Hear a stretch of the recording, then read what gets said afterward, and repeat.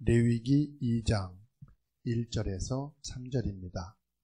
누구든지 소재의 예물을 여호와께 드리려거든 고운 가루로 예물을 삼아 그 위에 기름을 붓고 또 그 위에 유향을 놓아 아론의 자손 제사장들에게로 가져갈 것이요, 제사장은 그 고운 가루 한 움큼과 기름과 그 모든 유향을 가져다가 기념물로 제단 위에서 불사를 지니 이는 화제라 여호와께 향기로운 냄새니라.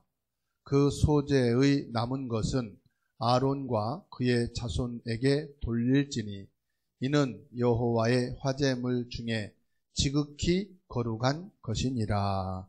아멘. 오늘 말씀을 통해서 소재의 예물을 드리라 하는 말씀을 우리가 언약으로 붙잡고 한 주간 응답을 받아야 되겠습니다.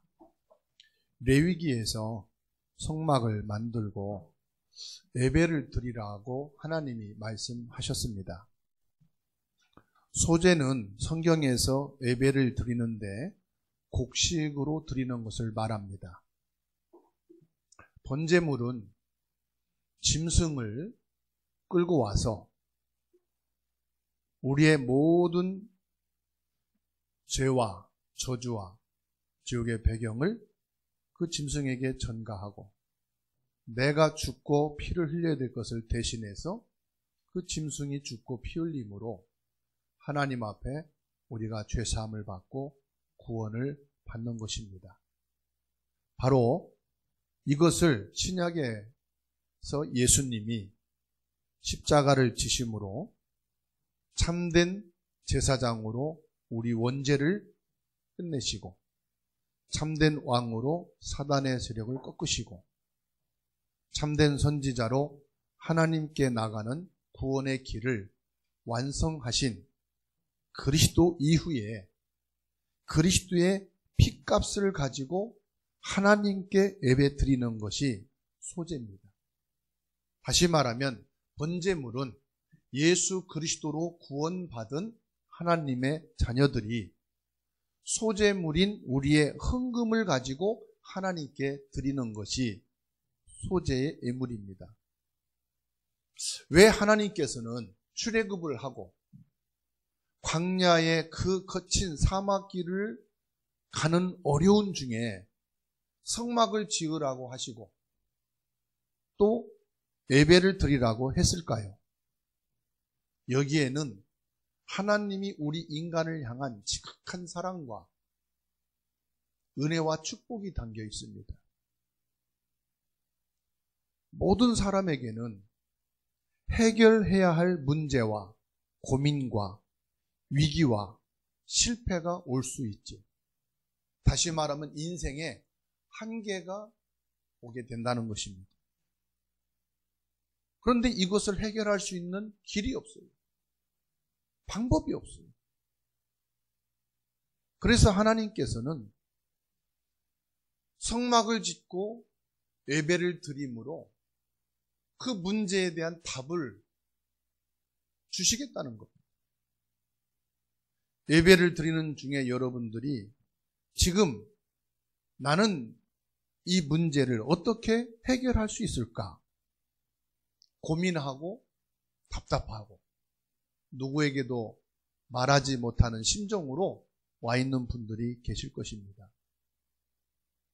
그런 여러분들이 진짜 성경의 증거, 하나님이 역사하신 증거, 복음의 증거를 붙잡는 예배가 되기를 주의 이름으로 축원합니다. 그래도 목사님 나는 위로가 안 되고 힘이 안 됩니다. 나는 너무 힘들고 하루하루를 살아가는 것이 아무런 비전도 없이 희망도 없이 그냥 살아가는 겁니다. 이런 분들이 있을 거예요. 그런 분들에게 성경의 아브라함을 여러분에게 소개시키려고 합니다. 하나님께서 아브라함에게 너희 본토 친척 아비집을 떠나라 말씀을 주셨어요.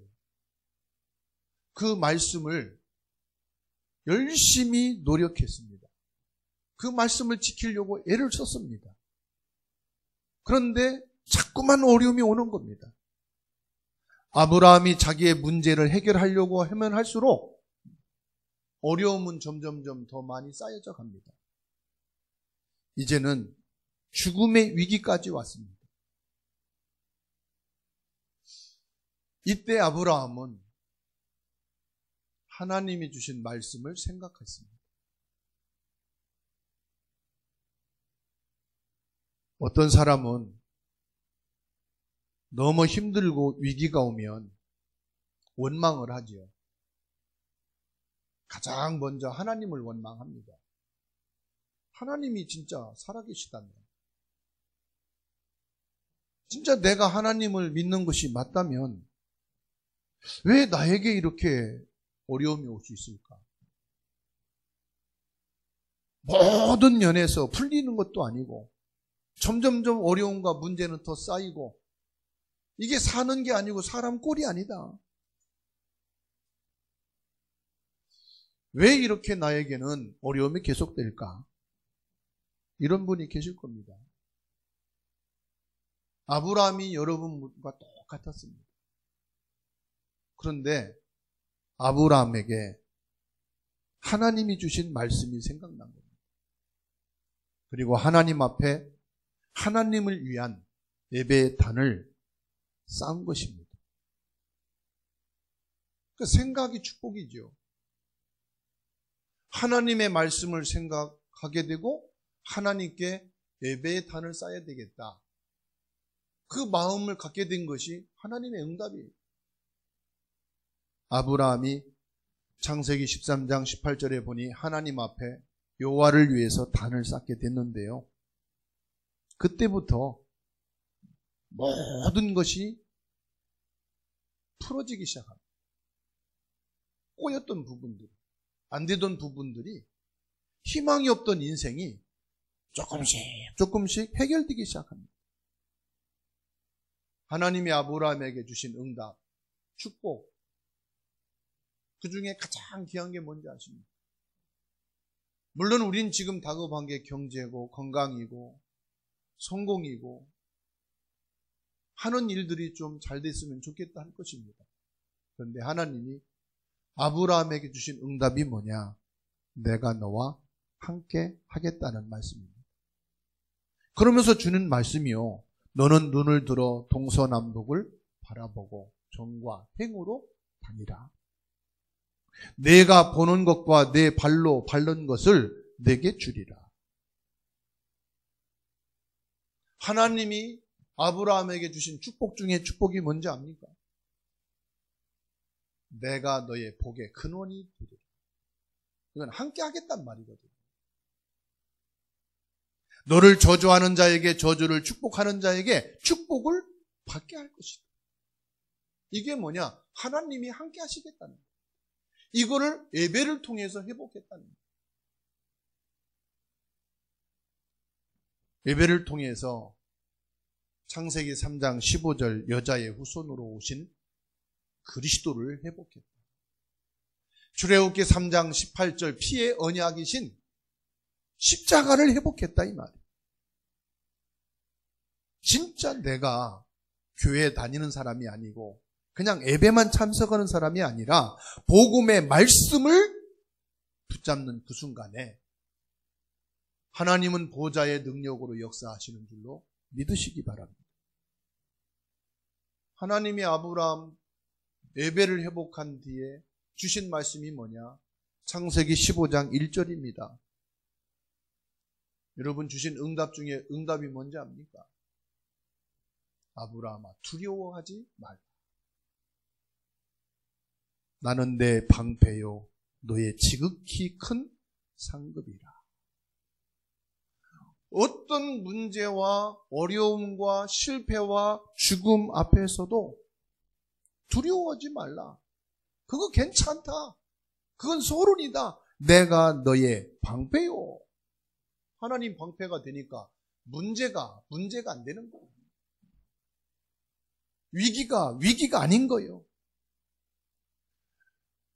너의 지극히 큰 상급이라.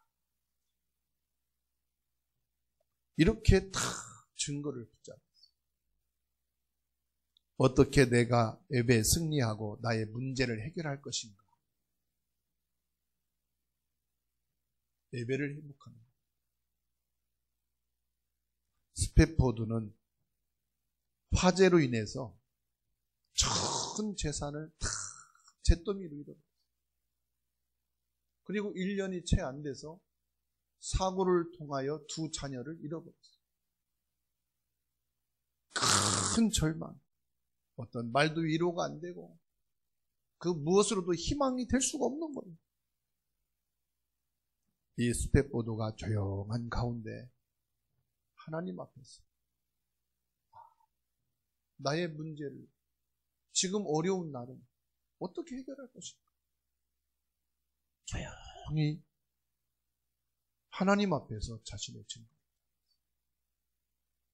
그때 하나님이 주시는 마음의 평안. 글을 썼어요. 그래서 그거를 찬양으로 부르게 된 것이 413장입니다. 내 평생 가는 길 순탄. 순탄하지 않다 이 말이죠. 그런데 그 속에서 하나님이 나를 순탄한 길로 인도하시는 거예요. 증거를 잡았다. 말씀 증거.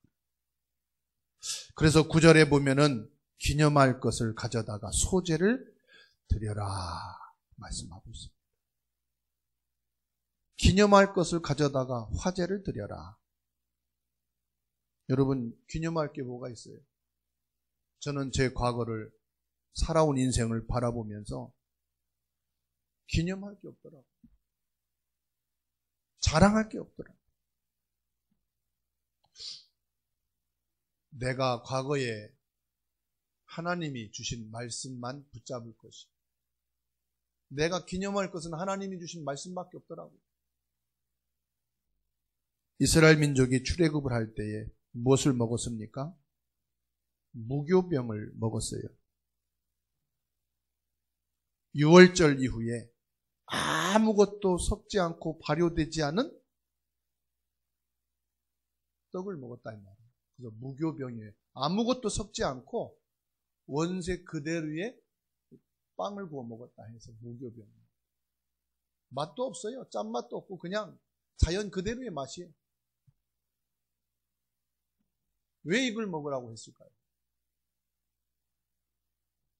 다른 거 붙잡지 말고 생각하지 말고 오직 여호와 하나님으로만 가라 이 말. 네가 자랑하고 네가 기념할 것은 하나밖에 없다. 여호와 하나님이 우리를 이끄셨다. 어디에서? 노예인 애굽에서. 그리고 이스라엘 민족이 광야를 갈 때 하나님이 곡식을 주셔서 먹이셨어요. 오순절입니다. 너희가 먹고 사는 이 모든 것은 너희 힘으로 사는 것 같지만 하나님이 주신 것으로 먹고 사는 거다. 수장절은 뭡니까? 하늘 창고에 보호하듯이 하나님께서 곡식을 모으는 것처럼 너희를 모으고 너희를 하나님 나라에 저장된 곡식처럼 지키실 것이다. 하나님이 나에게 주신 사명, 6월절. 하나님이 나에게 주신 축복, 오순절. 하나님이 나를 인도하셔서 여기까지 왔다. 여러분이 실패의 자리입니까? 내가 지금 위기에 처한 자리입니까? 그것까지도 하나님이 나를 잊게 하셔서 여기까지 오게 된 것이다. 이스라엘 민족이 광야를 갈 때 만나와 메추라기를 먹여주시고 목이 말라 죽게 됐을 때 생수를 주셨습니다. 뭘 말합니까? 하나님은 살아계셔서 지금도 말씀을 이루고 계시다. 히브리서 4장 12절 말씀은 살았고 운동력이 있어. 혼과 영과 관절과 골수를 치유하고 회복시키는 것이다 이 말. 그래서 이 말씀을 기념해라. 하나님이 우리에게 주신 말씀, 예수 그리스도, 이 언약의 피를 너의 증거로 잡으라. 말씀을 진짜 믿고 이 시간 하나님 앞에 예배하는 여러분들 치유되고 회복되는 줄로 믿으시기를 바랍니다. 그래서 오늘 이전까지 여러분들이 힘들고 실패하고 두렵고 한계에 왔던, 그래서 생각과 마음이 꽉 닫혀 있었다면 주님의 말씀 앞에 마음의 문을 열고 하나님의 말씀을 탁 받는 시간 되기를 바랍니다. 그때 모든 것이 회복되고 치유되는 거예요. 그리고 두 번째로 10절에 여호와의 화제물 중에 지극히 거룩한 것이니라. 거룩한 것을 드리라고 말씀하십니다. 거룩한다 이 말은 구별된 믿음을 가지라는 것입니다. 내가 옛날에 붙잡고 있던 그런 미신적인 믿음, 우상 숭배하는 믿음, 세상을 믿는 믿음, 요행을 믿는 그런 믿음이 아니다 이 말이에요. 거룩하신 하나님을 믿는 믿음이다. 너의 믿음은 그런 세상적인 믿음이 아니고 하나님 앞에 구별된 믿음이다.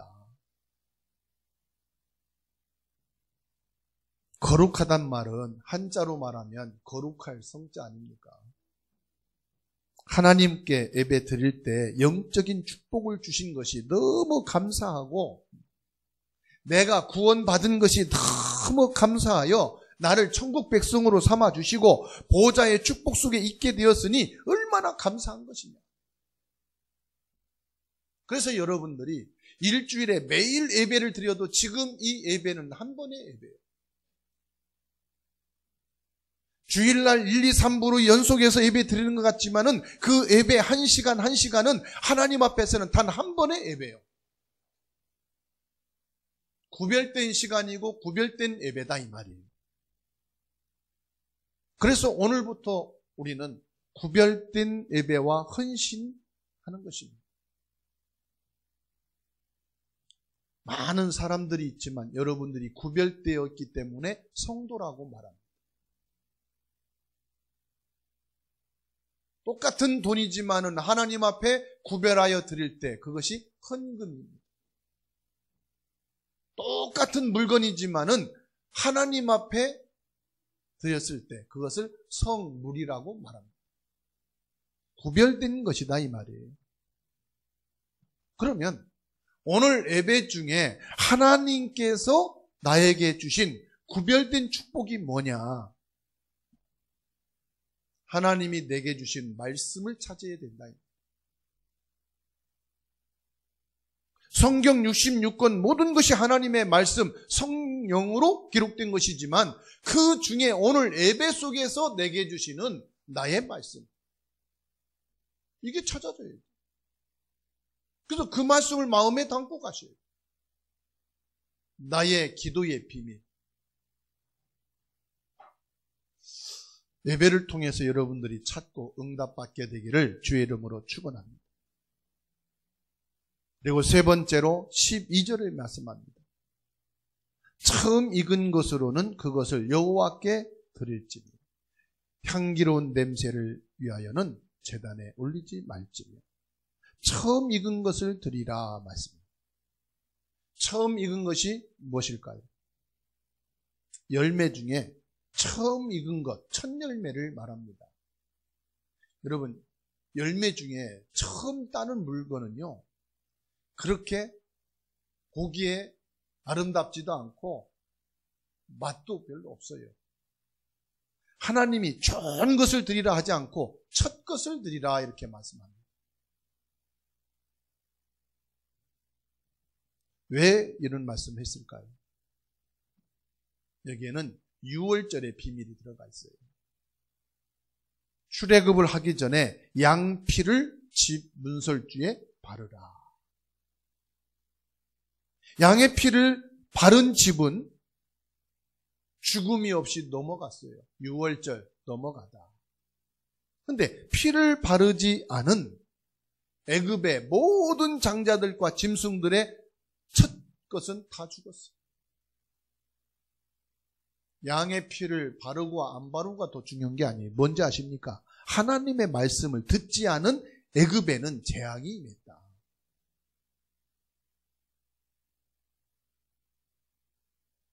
이스라엘 백성들이 머무는 고센 땅에는요,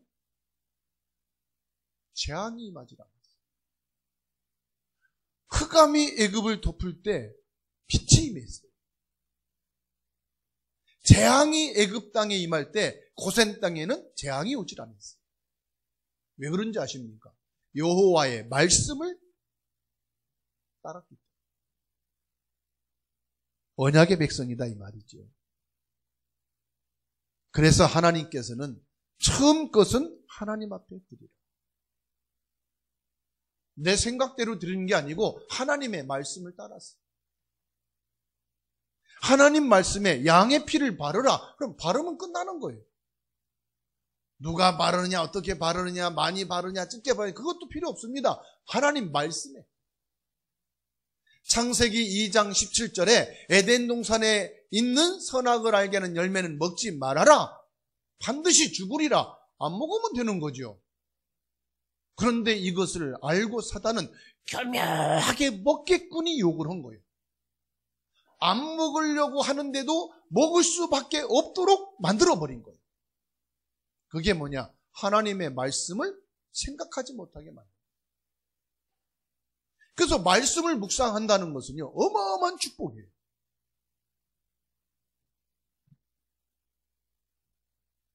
이것은 미래를 말하기도 합니다. 너희의 첫 것을 하나님 책임지겠다 이 말이죠.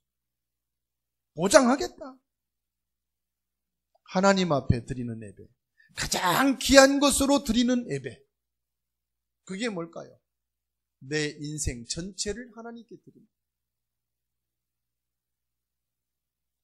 제가 이번에 계속 말씀을 묵상하면서 반복해서 듣고 또 듣고 또 듣고 놓친 것 도리도리해서 또 듣고 그 말씀을요 듣고 들으면서 나중에는 내 가슴이 뜨거워지고 힘을 얻는 것을 느꼈어요. 말씀이 각인되면 각인될수록 영적인 힘과 평안을 그 가운데에서 늦게 잠을 자는데도요 얼마나 마음이 편안하고 몸이 가뿐한지 말씀을 붙잡으면서 그래 내 인생 전체가 복음이고 내 인생 전체를 전도에 헌신하는 것이다.